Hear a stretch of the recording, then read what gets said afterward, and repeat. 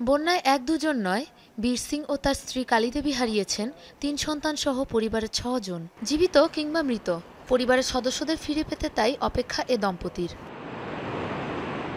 সংসারের নিত্য প্রয়োজনীয় জিনিস কিনতে নিজের স্ত্রীকে নিয়ে ধরালির পাশের একটি শহরে গিয়েছিলেন বীর সিং। এ সময় টানা তীব্র বৃষ্টিতে শুরু হয় অকস্মাৎ বন্যা। ক্রমেই খারাপ হতে থাকে পরিস্থিতি। প্রবল গতিতে বাড়তে থাকা পানি ও ভূমিধসে একে একে বন্ধ হয়ে যেতে থাকে শহরটি থেকে বের হওয়ার সব পথ। এমন সময় কল পান বাড়িতে থাকা ছেলে অজয়ের, কিন্তু কথা শেষ হবার আগেই বিচ্ছিন্ন হয়ে যায় যোগাযোগ। বন্যা যখন শুরু হয় তখন আমার ছেলেমেয়েরা ধারালিতে আমাদের বাড়িতেই ছিল।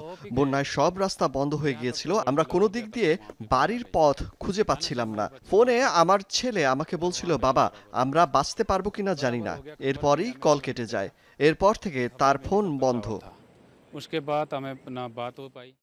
বন্যায় তছনছ হওয়া উত্তরাখণ্ডের ধরালির একটি বসতির টিনের ঝুপড়ি ঘরে ৩ ছেলে, পুত্রবধূ ও ২ নাতি-নাতনিকে নিয়ে বাস ছিল ৪০ বছর বয়সী নির্মাণ শ্রমিক বীর সিং ও তার স্ত্রীর। বন্যার তোড়ে মাত্র কয়েক মুহূর্তের মাঝে নিশ্চিহ্ন হয়ে গেছে পুরো বসতি। শুধুমাত্র বীর সিংয়ের পরিবারই নয়, নিখোঁজ ওইখানে বাস করা অন্তত ২১ শ্রমিক।